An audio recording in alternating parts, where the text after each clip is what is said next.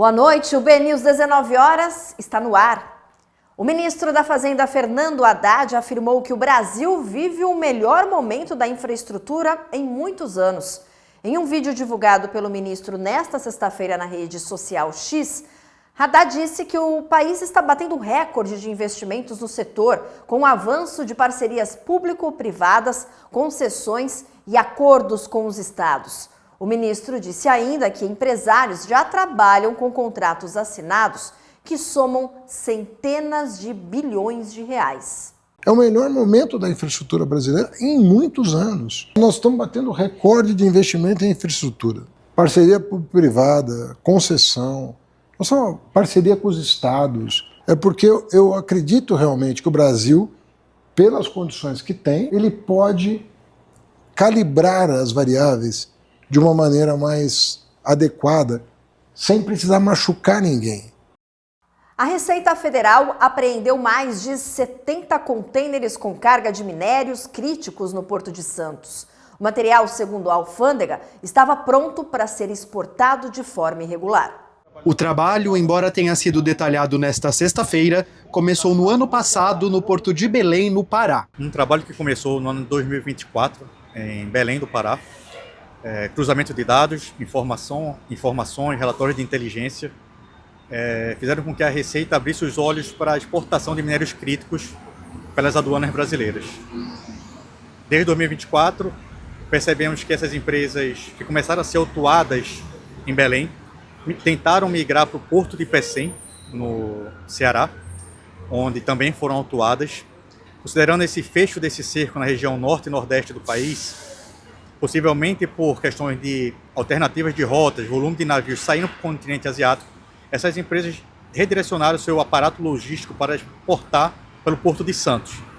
Aqui no Porto de Santos, a Receita Federal identificou algumas dessas empresas e realizou nos últimos 3 meses mais de 40 apreensões e interceptações dessas cargas. A Receita Federal percebeu que algumas empresas flagradas em Belém voltaram a aparecer nas fiscalizações dos outros terminais com o mesmo CNPJ, o indicativo da operação de grupos especializados. A gente tem tentado entender que grupos são esses. Então, a gente já vê características comuns, por exemplo, grupo especializado no manganês. Sim, no cobre, vemos alguns grupos, não necessariamente que trabalham em conjunto, mas na questão do cobre. Identificamos outliers trabalhando tanto no cobre como na ilmenita ou na zirconita. E a gente pretende subsidiar o Ministério Público, a Polícia Federal, para eventuais aprofundamentos das investigações. Ao perceberem a intensificação das fiscalizações, os criminosos passaram a subfaturar o valor das cargas, que tinham a Ásia como principal destino. A Receita Federal, quando se depara com esse tipo de tentativa de exportação, ela tem por procedimento, amparado na legislação, o perdimento da mercadoria, a aplicação de multa no valor de 50% do valor aduaneiro. Possivelmente, para minimizar eventual multa, eles tenham começado a diminuir o valor da mercadoria declarada, né? Então a gente já vê esse padrão no subfaturamento. Nosso laboratório tem demonstrado que esse cobre, por exemplo, que é tentado exportar, ele varia entre 15% a 25%. Então é um cobre que não vem da sua forma bruta, ele já passou por um certo processamento para chegar nesse teor. Então há uma produção, ainda não sabemos onde, há uma estrutura logística para trazer até o Porto de Santos e há pessoas que trabalham na parte comercial, negociando isso com outros países. Só em Santos, 73 contêineres foram apreendidos até agora. O total nacional chega a 846. As apreensões fazem parte de uma série de operações para tentar combater a exportação ilegal de minerais pelo Porto de Santos. A Receita Federal reforça que esse tipo de fiscalização busca impedir o envio de cargas suspeitas e também o combate de atividades ligadas ao garimpo ilegal. Está sendo combatido aqui é o garimpo ilegal e, em alguns casos, também a evasão ilegal de divisas. Porque o garimpo tem uma série de regras a serem seguidas que não podem ser violadas por diversos motivos, impactos econômicos, mas também e principalmente sociais e ambientais. Então uma empresa, quando ela consegue uma licença de exploração da Agência Nacional de Mineração, ela assume uma série de compromissos de preservar ali o meio ambiente ao redor, de usar métodos extrativos que sejam de menor impacto, tanto na sociedade. Então isso tudo evita o quê? Ela pode estar no contrato dela que ela necessita reflorestar a área que foi devastada. Então isso evita devastação ambiental com perda de habitats, perda dali mesmo da própria fauna e flora local. Também contaminação de rios, de fontes de água ali daquela comunidade local, impactos econômicos negativos e principalmente aquilo ali sai por um baixo custo que não traz um retorno para a sociedade, para a economia brasileira e um alto impacto ambiental. E ainda falando em Porto de Santos, o TCU confirmou para a próxima terça-feira, dia 18, às 2h30 da tarde, a análise dos estudos de viabilidade do Tecon Santos 10, o mega terminal de contêineres previsto para o Porto de Santos. A data foi publicada na pauta extraordinária de ontem do plenário. A expectativa é pelo relatório do ministro Antônio Anastasia, que deve indicar se o leilão será faseado, como propõe a ANTAC, ou em fase única, como sugerem a área técnica e o Ministério Público junto ao tribunal. E o Senado aprovou na Comissão de Assuntos Sociais o projeto que muda as regras do SEST-SENAT e amplia o atendimento das entidades para trabalhadores de todos os modais de transporte. A proposta segue para o plenário e prevê a redistribuição de recursos do setor para financiar capacitação e serviços. O PL 79 de 2020, aprovado pela Comissão de Assuntos Sociais do Senado, seguiu para o plenário da Casa. O texto prevê que o Serviço Social do Transporte, o SEST, e o Serviço Nacional de Aprendizagem do Transporte, SENAT, deixem de contar apenas com recursos do setor rodoviário e de atender os trabalhadores do transporte rodoviário e o transporte autônomo. A proposta quer viabilizar treinamento e qualificação para trabalhadores de todos os modais. De acordo com o relator, o senador Laércio Oliveira, a matéria promove a justiça e corrige distorções nas relações com entidades de classe do Sistema S. São atividades que estão linkadas a cada um dos S's na especificidade dessas atividades. Portanto, é uma correção que foi feita. Eu fui relator desse projeto, senhor presidente, lá na Comissão de Assuntos Econômicos. Esse projeto chega aqui agora à CAIS para que seja votado nessa comissão.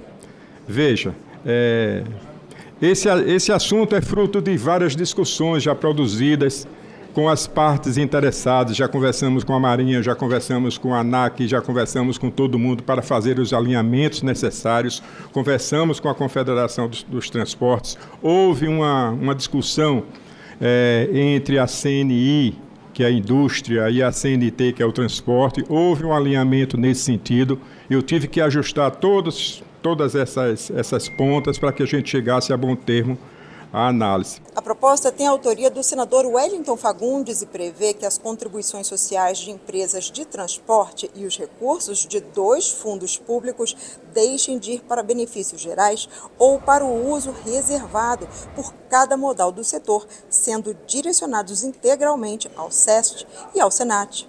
Na justificativa do projeto, o senador Wellington Fagundes pontuou que, pela legislação, o SEST e o SENAT atendem exclusivamente os trabalhadores do setor rodoviário, mas com as crescentes demandas dos transportadores aéreo, ferroviário, aquaviário e de logística, as instituições também têm o compromisso de desenvolver e também valorizar o transporte como um todo. Os demais modais de transporte contribuem para o Sistema Indústria, Serviço Social da Indústria, o SESI, e o Serviço Nacional de Aprendizagem Industrial, SENAI, bem como para os fundos geridos pela Agência Nacional de Aviação Civil, a ANAC, e pela Diretoria de Portos e Costas do Ministério da Marinha. Segundo o relator, com a transferência das contribuições para o SEST-SENAT, haverá um impacto de 249 milhões de reais na redução de receitas da União, sendo 154 milhões de reais do setor aéreo e 95 milhões de reais do setor portuário. Para o senador Laércio Oliveira, a proposta é justa, pois estende ao SEST e SENAT um tratamento igualitário em relação a outros setores, contribuindo para uma logística de excelência e para uma reindustrialização do país. O SEST e o SENAT realizaram um total de 17,63 milhões de atendimentos apenas em 2024, senhor presidente. Veja que número fantástico. sendo 8,11 milhões em desenvolvimento profissional e 9,52 milhões em saúde e qualidade de vida. A rede de unidades conta com 173 instalações com funcionamento no país, gerando impacto em cerca de 5 mil municípios brasileiros. Em posse de mais recursos, portanto, essas entidades poderão contribuir ainda mais para o desenvolvimento profissional dos trabalhadores em transporte e para o bem-estar dos seus dependentes. Caso não haja recurso para votação em plenário, o PL 79 de 2020 seguirá para análise da Câmara dos Deputados. O governo federal apresentou ontem na COP30 o Inventário Nacional de Emissões de Gases de Efeito Estufa do setor de transportes. O levantamento, produzido em parceria com a Confederação Nacional do Transporte, traz dados detalhados por modal, tipo de veículo e infraestrutura e vai guiar metas como a NDC brasileira, que prevê reduzir emissões em pelo menos 59% até 2035. Segundo o Ministério dos Transportes, o inventário ajuda a definir políticas de descarbonização e de adaptação da logística brasileira e serve de base para iniciativas como os Corredores Azuis e o Plano Nacional de Logística 2050. Durante a COP, o Ministério dos Transportes também apresentou a delegações estrangeiras mais de 2 bilhões de dólares em novos investimentos em infraestrutura sustentável. Vamos ver agora outras notícias que foram destaque nesta sexta-feira. A Santos Brasil, terminal do Porto de Santos, bateu recordes de movimentação em outubro. A informação foi divulgada na rede social LinkedIn da empresa. Foram 243.800 TEUs movimentados no mês passado, o equivalente a mais de 137 mil contêineres, um recorde mensal entre os terminais da América do Sul. O Porto de São Sebastião, no litoral de São Paulo, anunciou que ainda neste mês de novembro realizará sua primeira exportação de fertilizante fosfatado para os Estados Unidos. O último recebimento desse tipo de carga no complexo havia sido em 2021. A operação está sendo realizada pelo grupo FTS Par por meio da empresa Ciaforte Operações Portuárias e a previsão é de que até o fim do mês, 30 mil toneladas de fertilizantes sejam embarcadas. O Aeroporto Internacional de Salvador se tornou o primeiro aeroporto das Américas a obter certificação máxima de zero carbono. O reconhecimento é concedido pelo Conselho Internacional de Aeroportos. Entre as ações implementadas pelo terminal para conquistar o selo está a geração de energia solar em 2 usinas fotovoltaicas e o uso de energia 100% renovável.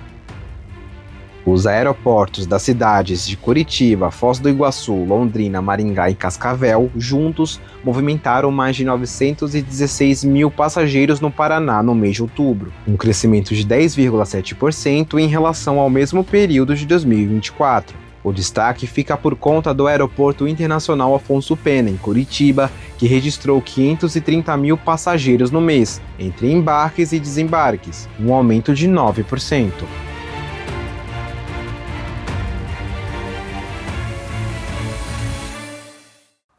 Agora vamos para o portal bnews.com.br. Eu destaco uma notícia da região sudeste, porque a justiça inglesa condenou mineradora por barragem em Mariana. A mineradora inglesa BHP foi condenada pelo Tribunal Superior de Justiça de Londres nesta sexta-feira pelo rompimento da barragem de Fundão, na cidade de Mariana, em Minas Gerais.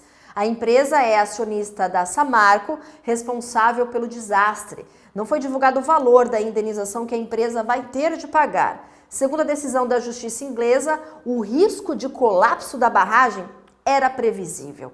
A decisão da Corte Internacional considerou imprudente manter a elevação da barragem. A análise feita no documento informa que um teste de estabilidade teria identificado fatores de segurança. Tá aí uma notícia super importante da região sudeste.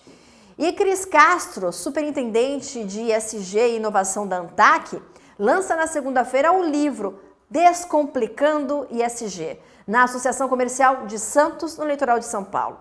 O evento será às 19h e aberto ao público.